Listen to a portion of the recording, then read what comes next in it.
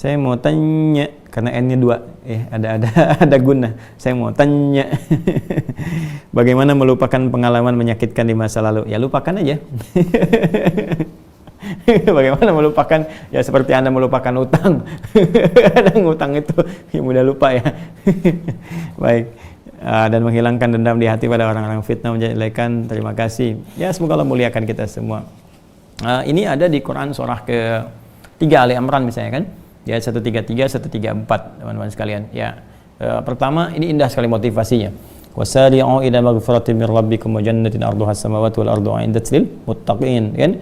Dan bergegaslah Anda introspeksi diri, ya berevaluasi jadi lebih baik dari sebelum-sebelumnya, kemudian berharap mendapatkan rahmat dari Allah, bahkan pulang mendapatkan kesuksesan terbesar, diberikan hadiah surga seluas langit dan bumi dengan semua kenikmatannya diberikan pada orang takwa. Siapa mereka? Ayat 134-nya ternyata amalan pertamanya amalan sosial. Alladzina yunfiquna fis sarra'i wad dharra, yang gemar berinfak dalam kelapangan ataupun sedang sulit, dia masih mencoba untuk membantu orang lain. Wal kadhiminal ghaidha, sanggup menahan amarah, yang kira-kira bisa diukur dengan pribadinya, kan? Wal 'afina 'anil nas, memaafkan kesalahan orang-orang yang mampu dia maafkan. Ya, dalam konteks pemaafan. Jadi memaafkan itu teman-teman sekalian, itu pertama akan menghilangkan beban dari diri kita. Ya, yang kedua, tidak menghilangkan kasus di hadapan Allah Subhanahu wa taala sepanjang dia belum minta maaf. Ada orang yang mencela kita, memfitnah kita, menjelekkan kita, terus kita maafkan, ya kan? Kita maafkan. Nah, pemaafan itu akan meringankan beban kehidupan kita. Kita akan dilupakan dengan orang-orang ini. Jadi kita fokus pada kegiatan kita aja, jalan dan sebagainya. Setelah kita ingatkan misalnya, kita ingatkan ya itu nggak baik, itu nggak benar, ya itu nggak tepat. Bertobatlah kepada Allah Subhanahu wa taala, ya, atau dengan bahasa-bahasa yang elok lah.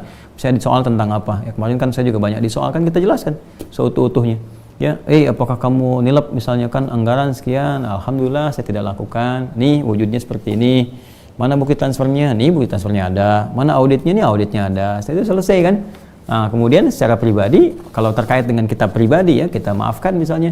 Ya, tapi pemaafan itu bukan berarti menghentikan status buruknya di hadapan Allah. Tidak, tetap sebelum yang bersangkutan belum minta maaf kepada kita atau belum mengklarifikasi, tetap dia punya nilai buruk di hadapan Allah Subhanahu wa taala. Ya, bahkan kalau misalnya hal itu tindakannya menjadi tindakan-tindakan kriminalitas, maka bukan berarti pemaafan itu menghilangkan sisi hukumnya. Ya, kalau semua hukum selesai dengan pemaafan, maka yang korupsi enak banget dimaafin selesai gitu. Saya pencuri minta maaf selesai, tidak juga, ada proses yang berjalan. Ya, namun demikian tentunya ada kaidah-kaidah keulamaan, kaidah Quran, kaidah hadis itu mesti dipakai. Ya, mesti dipakai. Jadi kalau ada sesuatu yang belum jelas diperjelas. Kalau ada sesuatu yang bisa damaikan dengan perdamaian. Kalau ada sesuatu yang membuat kegaduhan ditenangkan. Ya, kalau ada tindakan-tindakan kriminalitas yang bertentangan dengan hukum, ya hukum kemudian datang untuk memproses dan memberikan jalur-jalur kebaikan untuk merubah perilaku. Bukan mencederai orang. Jadi niat itu diluruskan juga, nggak boleh kita. Ya, bukan mencela orangnya. Ini kadang-kadang orang dalam persoalan itu sibuk saling mencela. Ini bukan mencela orang.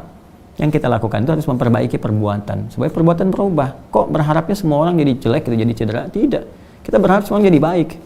Ya, even itu orang yang menyakiti kita gitu kan, kita berharap jadi baik. Nah, orang harus jadi baik, ya, harus jadi berubah, jadi mulia dan sebagainya. Jadi bukan mencederai. Ya, bukan mencederai. Dan perbuatannya harus dirubah. Jadi kan ada level-level yang naik gitu kan. Ya, persis makan keripik yang pedas itu ada level 1, level 2, level 3 gitu kan. Kadang-kadang ada yang cepat pengen berubah, sadar jadi baik. Kadang-kadang ada yang perlu instrumen hukum supaya diingatkan jadi berubah, baru sadar dan sebagainya. Jadi yang demikian. Nah, pada kasus ini wal kadhiminal ghaidha wal 'afina 'anil nas. Allah yuhibbul muhsinin. Jadi kalau kita bisa menghentikan itu dulu dalam gejolak pada kehidupan kita, pada diri kita, udah ya alhamdulillah Allah kasih hadiah. Kalau kita bisa mampu memaafkan pada pribadi kita, Allah kasih hadiah. Apa itu? Pertama, ketenangan dalam diri kita. Kita nggak mikirin yang itu. Kita nggak mikirin persoalan-persoalan yang bisa yang mendera dan sebagainya. Jadi kita hanya fokus pada pekerjaan-pekerjaan kita. Tenang, nggak mikirin banyak hal dan sebagainya. Ya. Kemudian setelah itu, apakah selesai? Tidak, di hadapan Allah sepanjang yang misalnya di sini ada memfitnah Anda, menjelek-jelekan Anda, yang menghadirkan rasa dendam, itu kan belum selesai ya. Mereka hubungan dengan Allah belum selesai. Ya, sepanjang mereka belum bertobat, belum minta maaf kepada Anda dan sebagainya. Jadi jangan khawatir dengan hal-hal demikian. Kita punya Allah kok.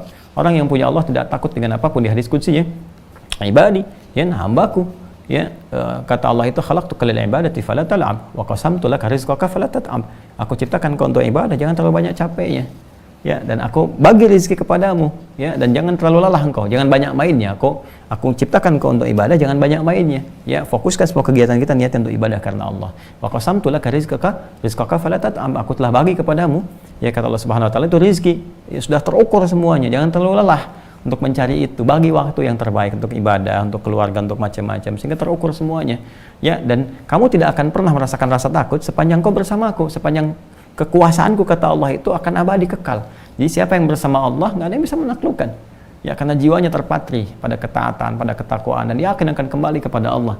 Ya, jadi kalaupun merasa terancam pun, diancam sana sini, dia nggak akan takut. Ya, ngapain diancam oleh orang yang terancam? Kan semua kita terancam oleh kematian.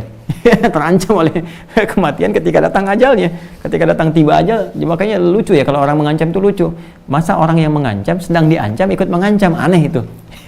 Kita kan semua terancam dengan kematian, tinggal bagaimana menyiapkan cara kematian kita supaya indah di hadapan Allah Subhanahu wa taala. Semua sebab itu bisa datang, tapi apakah husnul khatimah atau tidak?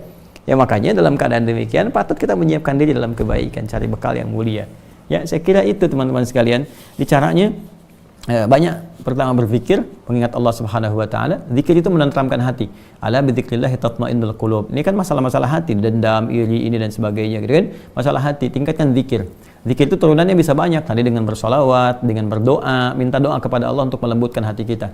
Rabbi shrah li sadri, ya Allah lapangkan hatiku, lapangkan wa yassir li amri, ya, ringankan ya persoalan-persoalanku. Itu bisa dibacakan zikir. Karena doa termasuk bagian dari zikir. Quran surah 7 ayat 205. Dan tingkatkan salat. Salat bagian dari zikir. Quran surah ke-20 ayat ke-14 ya.